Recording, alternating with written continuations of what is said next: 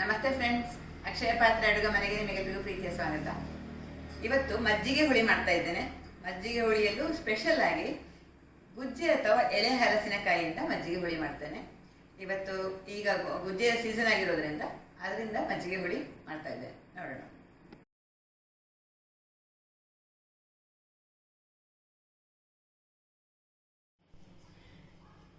ಗುಜ್ಜೆ ಅಥವಾ ಎಳೆ ಹಲಸು ಸಿಗುವ ಸೀಸನಲ್ಲಿ ನಾವು ಈ ಮಜ್ಜಿಗೆ ಹುಳಿಯನ್ನು ಮಾಡ್ಕೊಳ್ಬೋದು. ಈ ಥರದ ಎಳೆ ಹಲಸನ್ನು ನಾವು ತಗೊಳ್ಬೇಕು. ಇದು ಇಡೀ ಹಲಸನ್ನು ನಿನ್ನೆ ಕಟ್ ಮಾಡಿದ್ದು ನಾನು ಪಲ್ಯ ಮಾಡಲಿಕ್ಕೆ ಉಪಯೋಗಿಸಿದ್ದೆ. ಒಂದು ತುಂಡನ್ನು ಉಳಿದದನ್ನು ಈ ಥರ ನೀರು ಸ್ವಲ್ಪ ಒಂದು ತಬ್ಬಲ್ಲಿ ನೀರು ಹಾಕಿ ಅದರಲ್ಲಿ ಈ ಥರ ಮುಳುಗಿಸಿ ಇಟ್ಟರೆ ಇದು ಬಾಡುವುದಿಲ್ಲ ಅಂತ ಈ ಥರ ನೀರಲ್ಲಿ ಇಟ್ಟಿದ್ದೆ. ಈಗ ಇದನ್ನು ಇಷ್ಟು ಭಾಗವನ್ನು ಕಟ್ ಮಾಡಿ ಮಜ್ಜಿಗೆ ಹುಳಿ ಮಾಡ್ತೇನೆ. ಮಜ್ಜಿಗೆ ಹುಳಿಗೆ ನೋಡಿ ಈ ಥರ ಸ್ವಲ್ಪ ಬೀಜ ಬೊಂಡು ಬಂದಂಥ ಎಳೆಯ ಹಲಸಿನಕಾಯಿಯನ್ನು ಬಳಸಿದರೆ ಒಳ್ಳೆಯದು.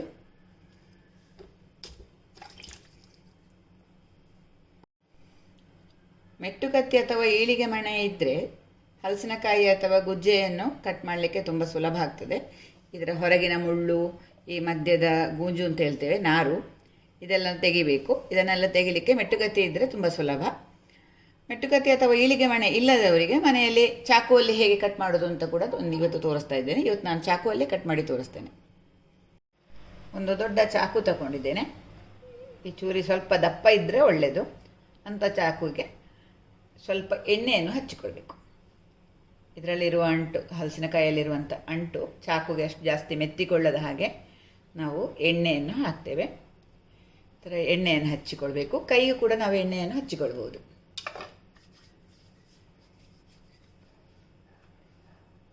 ಹಲಸಿನಕಾಯಿ ಕೊರಿಯೋ ಮೊದಲು ಕೈಗೆ ಎಣ್ಣೆ ಹಚ್ಚಿಕೊಂಡಾಯಿತು. ಈಗ ಸ್ವಲ್ಪ ಬಲ ಉಪಯೋಗಿಸಬೇಕಾಗ್ತದೆ, ಶಕ್ತಿ ಉಪಯೋಗಿಸಬೇಕಾಗ್ತದೆ ಚಾಕುವಿನಲ್ಲಿ ನಾವು ಹಲಸಿನಕಾಯಿ ಕಟ್ ಮಾಡುವಾಗ. ಎಳೆಯ ಹಲಸಿನಕಾಯಿ ಆದರೆ ಕಾರಣ ಸ್ವಲ್ಪ ಸುಲಭ. ನೋಡಿ, ಹದವಾಗಿದೆ, ಅಷ್ಟು ಚೆನ್ನಾಗಿದೆ ಇದು ಹಲಸಿನಕಾಯಿ. ಮೊದಲು ಬಳಸುವವರಿಗೆ ಇದರ ಹದ ಗೊತ್ತಿರುವುದಿಲ್ಲ, ಅದಕ್ಕಾಗಿ ಹೇಳ್ತೇನೆ. ಇದರ ಒಳಗಡೆ ನೋಡಿ, ಈ ಬೊಂಡಿನ ಸುತ್ತ ಇರುವಂಥ, ಇದಕ್ಕೆ ನಾವು ಕಾಸೆ ಅಂತ ಹೇಳ್ತೇವೆ, ಒಂದು ಈ ಥರದ ಒಂದು ಕವರ್ ಇರ್ತದೆ. ಅದು ಗಟ್ಟಿಯಾಗಿರಬಾರ್ದು. ಬೊಂಡಿನ ಸುತ್ತ ಇರ್ತದೆ ನೋಡಿ, ಇದು ಎಳೆಯ ಬೊಂಡು. ಅದರ ಸುತ್ತ ಇರುವಂಥ ಈ ಕವರ್ ಗಟ್ಟಿ ಆದರೆ ನಮಗೆ ಅದು ಪಲ್ಯ ಆದ ಮೇಲೆ ಅಥವಾ ಮಜ್ಜಿಗೆ ಹುಳಿ ಮಾಡಿ ಆದಮೇಲೆ ತಿನ್ನುವಾಗ ಗಂಟಲಲ್ಲಿ ಸಿಗುವ ಸಾಧ್ಯತೆ ಇದೆ. ಹಾಗಾಗಿ ಇದು ಹದವಾಗಿ ಎಳತ್ತೇ ಇರಬೇಕು. ಈಗ ಇದರ ಮಧ್ಯಭಾಗವನ್ನು ತೆಗಿತೇನೆ.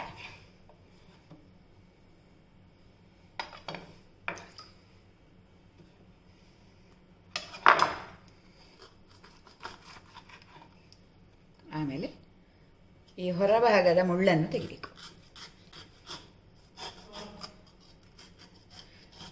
ಪೈನಾಪಲ್ನ ಮುಳ್ಳೆಲ್ಲ ತೆಗಿತೇವಲ್ಲ ಆ ಥರ.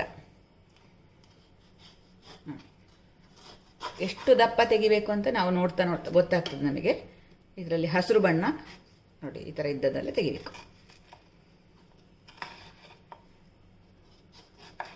ಇದು ಹೊಸದಾಗಿ ಹಲಸಿನಕಾಯಿ ಬಳಸುವವರಿಗೆ ಅನುಕೂಲ ಆಗಲಿ ಅಂತ ಈ ಮಾಹಿತಿಯನ್ನು ನಾನು ಹೇಳ್ತಾ ಇರೋದು.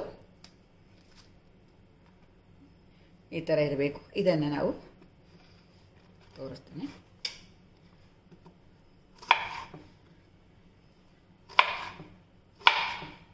ಇಷ್ಟಿಷ್ಟು ದೊಡ್ಡದಾಗಿ ಕಟ್ ಮಾಡಿಕೊಳ್ಬೇಕು. ಈ ಹದಕ್ಕೆ ತುಂಡು ಮಾಡಿಕೊಳ್ಬೇಕು. ಈ ಥರ ಹೆಚ್ಚಿಕೊಂಡಿದ್ದೇವೆ. ಹೆಚ್ಚಿದ ತಕ್ಷಣ ಇದನ್ನು ನಾವು ನೀರಿಗೆ ಹಾಕ್ಕೊಳ್ಬೇಕು. ಇದರಲ್ಲಿರುವ ನೋಡಿ ಕನರ್ ಅಥವಾ ಒಗರಿನ ಅಂಶ ಹೋಗ್ಲಿಕ್ಕೆ ಬೇಕಾಗಿ ನೀರಿಗೆ ಹಾಕ್ಕೊಳ್ಬೇಕು. ನಾವು ಆಲೂಗಡ್ಡೆಯನ್ನೆಲ್ಲ ಹಾಕ್ತೇವಲ್ಲ ನೀರಿಗೆ, ಹಾಗೆ ಹಾಕ್ಕೊಳ್ಬೇಕು. ತಕ್ಷಣ ಹಾಕಿಬಿಡಬೇಕು. ಆಮೇಲೆ ಇದಕ್ಕೊಂದು ಸ್ವಲ್ಪ ಮಜ್ಜಿಗೆಯನ್ನು ಸೇರಿಸ್ತೇನೆ. ಮಜ್ಜಿಗೆ ಅಥವಾ ಹುಳಿ ಮೊಸರು ಒಂದು ಸ್ವಲ್ಪ ಹಾಕ್ತೇನೆ ಈ ನೀರಿಗೆ. ನೋಡಿ, ಈಗ ಬೆಳ್ಳಗೆ ಬರ್ತದೆ ಗುಜ್ಜೆ.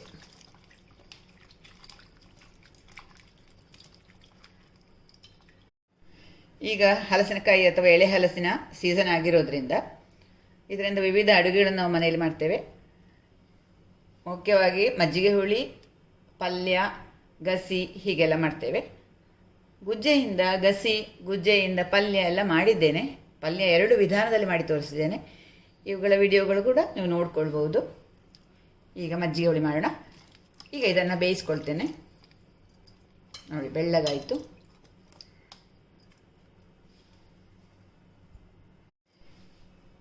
ಗುಜ್ಜೆ ಕಟ್ ಮಾಡುವ ಮೊದಲು ಕೈಗೆ ಎಣ್ಣೆ ಹಚ್ಚಿಕೊಂಡಿದ್ದೇವೆ, ಮತ್ತು ಈ ಚಾಕುವಿಗೆ ಕೂಡ ಎಣ್ಣೆ ಹಚ್ಚಿದ್ದೇವೆ. ಹಾಗಾಗಿ ನೋಡಿ, ಸ್ವಲ್ಪ ಸಹ ಅದರ ಮೇಣ ಅಥವಾ ಅಂಟು ಇದಕ್ಕೆ ಹಚ್ಚಿಕೊಳ್ಳಿಲ್ಲ ಅಥವಾ ಮೆತ್ತಿಕೊಳ್ಳಿಲ್ಲ. ನೋಡಿ, ಕ್ಲೀನಾಗಿ ಇದೆ. ತೊಳಿಲಿಕ್ಕೆ ತುಂಬ ಸುಲಭ. ಮಜ್ಜಿಗೆ ನೀರಲ್ಲಿ ಹಾಕಿಟ್ಟಂಥ ಈ ಗುಜ್ಜೆಯನ್ನು ನಾವು ಬೇಯಿಸ್ಕೊಳ್ಬೇಕು. ಅದಕ್ಕೆ ಇನ್ನೊಂದು ಪಾತ್ರೆಗೆ ಇದನ್ನು ಹಾಕ್ತೇನೆ. ಅದೇ ನೀರಲ್ಲಿ ಬೇಯಿಸೋದು ಬೇಡ, ಬೇರೆ ನೀರಲ್ಲಿ ಬೇಯಿಸ್ಕೊಳ್ಬೇಕು.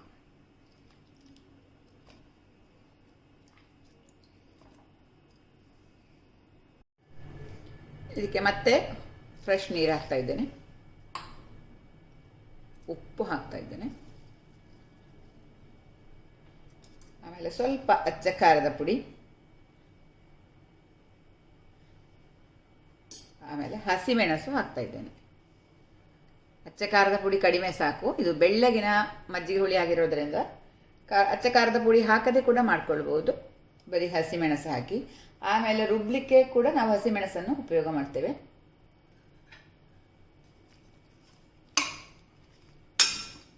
ಎಳೆಯ ಹಲಸಲ್ಲಿ ಈ ಒಗರಿನಾಂಶ ಅಥವಾ ಕಪ್ಪಾಗೋದು ಜಾಸ್ತಿ ಬೇಗ. ಹಾಗಾಗಿ ಬೇಕಾದರೆ ಈಗಲೇ ಒಂದು ಸ್ವಲ್ಪ ಮಜ್ಜಿಗೆಯನ್ನು ಸೇರಿಸ್ಕೊಳ್ಬೋದು. ಮಜ್ಜಿಗೆ ಅಷ್ಟಾಗಿ ಹುಳಿ ಇಲ್ಲ, ಹಾಗಾಗಿ ಈಗಲೇ ಸೇರಿಸ್ತಾ ಇದ್ದೇನೆ. ಹುಳಿಯಾದ ಮಜ್ಜಿಗೆ ಇದ್ದಷ್ಟು ಒಳ್ಳೆಯದು. ಈಗ ಇದನ್ನು ಮುಚ್ಚಿ ಬೇಯಿಸ್ಕೊಳ್ತೇನೆ. ಮಜ್ಜಿಗೆ ಹುಳಿ ಮಾಡಲಿಕ್ಕೆ ಹಸಿಯಾದ ತೆಂಗಿನಕಾಯಿ ತುರಿ ಆದಷ್ಟು ಒಳ್ಳೆಯದು. ಹಾಗಾಗಿ ಹಸಿ ತೆಂಗಿನಕಾಯಿ ತಗೊಂಡಿದ್ದೇನೆ. ಅರ್ಧ ತೆಂಗಿನಕಾಯಿಯ ತುರಿಯನ್ನು ಬಳಸ್ತಾ ಇದ್ದೇನೆ. ಮಜ್ಜಿಗೆ ಹುಳಿಗೆ ರುಬ್ಬುವಾಗ ನಾವು ಹಸಿಯಾದಂಥ ತೆಂಗಿನಕಾಯಿ ತುರಿ ಜೊತೆ ಏನನ್ನೂ ಹಾಕೋದಿಲ್ಲ, ಕೇವಲ ಹಸಿಮೆಣಸು ಹಾಕ್ತೇನೆ. ಇಲ್ಲಿ ಗ್ರೈಂಡರ್ ಇದ್ದರೆ ಕಾಯಿಯನ್ನು ಗ್ರೈಂಡಲ್ಲಿ ರುಬ್ಬಿದ್ರೆ ಚೆನ್ನಾಗಿರ್ತದೆ. ನುಣ್ಣಗಿನ ಪೇಸ್ಟ್ ಬರಬೇಕು ಮಜ್ಜಿಗೆ ಹುಳಿಗೆ. ಯಾವುದೇ ಮಜ್ಜಿಗೆ ಹುಳಿ ಆದರೂ ಅಷ್ಟೇ, ನಮ್ಮ ಊರಿನ ಮಜ್ಜಿಗೆ ಹುಳಿಗೆ ನುಣ್ಣಗಿನ ಪೇಸ್ಟ್ ಬರಬೇಕು. ಅದಕ್ಕೆ ಮಸಾಲೆ ಹಾಕದೇ ಇರೋದ್ರಿಂದ ಅದರದ್ದೇ ರುಚಿ, ಸಿಹಿ ರುಚಿ ಸಿಗ್ತದೆ. ಇವತ್ತು ನಾನು ಹಸಿಮೆಣಸನ್ನು ಕೂಡ ಸೇರಿಸ್ತೇನೆ. ಒಂದು ಖಾರವಾದ ಹಸಿಮೆಣಸನ್ನು ಕೂಡ ಹಾಕ್ಕೊಳ್ತೇನೆ.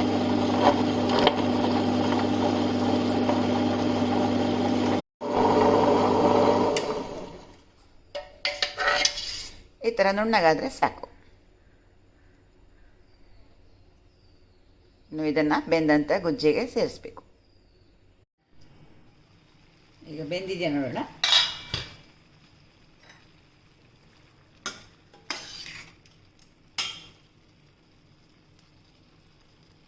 ಬಿಸಿ ಇದೆ.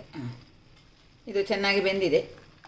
ಬೆಂದಮೇಲೆ ಇದನ್ನು ಆಫ್ ಮಾಡಿ, ಗ್ಯಾಸ್ ಆಫ್ ಮಾಡಿ, ಪೂರ್ತಿ ತಣ್ಣಗಾದ ಮೇಲೆ ಸ್ವಲ್ಪ ಮಜ್ಜಿಗೆ ಅಥವಾ ಹುಳಿ ಮೊಸರನ್ನು ಹಾಕಬೇಕು. ಆಮೇಲೆ ನಾವು ರುಬ್ಬಿಟ್ಟಂಥ ಕಾಯಿಯನ್ನು ಕೂಡ ಸೇರಿಸಬೇಕು. ಇದು ಪೂರ್ತಿ ತಣ್ಣಗಾದ ಮೇಲೆ ಅಷ್ಟೇ ಸೇರಿಸಬೇಕು. ಬೇಯಿಸಿಟ್ಟಂಥ ಗುಜ್ಜೆ ಹುಳು ತಣ್ಣಗಾದ ಮೇಲೆ ಒಂದು ಸ್ವಲ್ಪ ಸಿಹಿ ಮಜ್ಜಿಗೆ ಅಥವಾ ಕಪ್ಪೆ ಮಜ್ಜಿಗೆಯನ್ನು ಹಾಕ್ಕೊಳ್ಬೋದು. ಹುಳಿ ಇಲ್ಲದ ಮಜ್ಜಿಗೆ ಒಂದು 2 ಸೌಟು ಹಾಕ್ಕೊಳ್ತೇನೆ. ಆಮೇಲೆ ನಾವು ರುಬ್ಬಿದಂಥ ತೆಂಗಿನಕಾಯಿಯನ್ನು ಸೇರಿಸ್ತೇನೆ. ಇದು ನುಣ್ಣಗೆ ರುಬ್ಬಿದಂಥ ತೆಂಗಿನಕಾಯಿ, ಇದನ್ನು ಸೇರಿಸ್ತೇನೆ.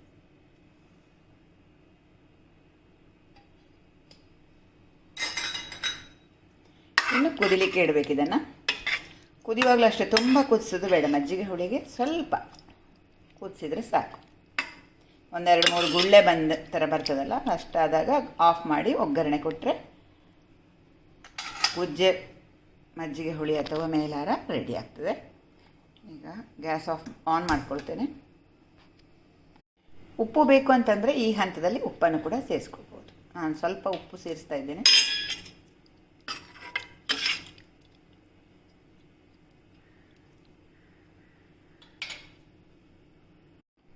ಸಣ್ಣ ಉರಿಯಲ್ಲಿ ಕುದಿಸ್ತಾ ಇದ್ದೇನೆ. ನೋಡಿ, ಸ್ವಲ್ಪ ಕುದ್ದರೆ ಸಾಕು. ಸಾಂಬಾರು ಸಾರೆಲ್ಲ ಕುದಿಯೋದು ಬೇಡ. ಗ್ಯಾಸ್ ಆಫ್ ಮಾಡಿಕೊಂಡು ಇದಕ್ಕೊಂದು ಒಗ್ಗರಣೆ ಕೊಡ್ತೇನೆ. ಒಗ್ಗರಣೆಗೆ ತೆಂಗಿನೆಣ್ಣೆಯನ್ನು ಬಳಸ್ತಾ ಇದ್ದೇನೆ. ತೆಂಗಿನೆಣ್ಣೆ, ಸಾಸಿವೆ, ಮೆಣಸು ಅಷ್ಟೇ ಸಾಕು. ಸಾಸಿವೆ,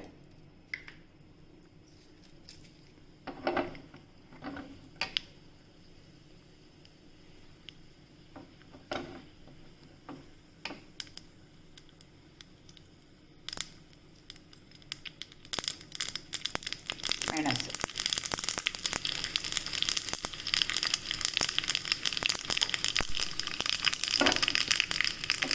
ಈಗ ಇದನ್ನು ಮಜ್ಜಿಗೆ ಹುಳಿಗೆ ಒಗ್ಗರಣೆ ಮಾಡ್ತಾ ಇದ್ದೇನೆ.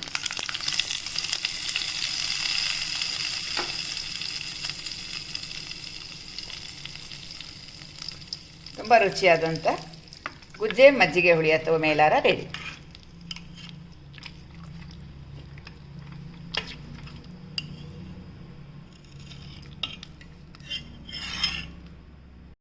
ಸ್ನೇಹಿತರೆ, ನಿಮ್ಮ ಲೈಕ್, ಕಮೆಂಟ್ ಮತ್ತು ಶೇರ್ಗಳು ನಮ್ಮ ಚಾನಲ್ಗೆ ಪ್ರೋತ್ಸಾಹ ನೀಡ್ತದೆ. ಹಾಗಾಗಿ ಒಂದು ಲೈಕ್ ಒತ್ತಿ ಈ ವಿಡಿಯೋ ಲಿಂಕನ್ನು ದಯವಿಟ್ಟು ನಿಮ್ಮ ಮಿತ್ರರಿಗೆ ಶೇರ್ ಮಾಡ್ಕೊಳ್ಳಿ. ಹೊಸಬರು ನನ್ನ ವಿಡಿಯೋ ನೋಡ್ತಾ ಇರೋರಾದರೆ ನಮ್ಮ ಅಕ್ಷಯ ಪಾತ್ರೆ ಅಡುಗೆ ಮನೆ ಚಾನಲನ್ನು ಸಬ್ಸ್ಕ್ರೈಬ್ ಮಾಡ್ಕೊಳ್ಳಿ. Thank you.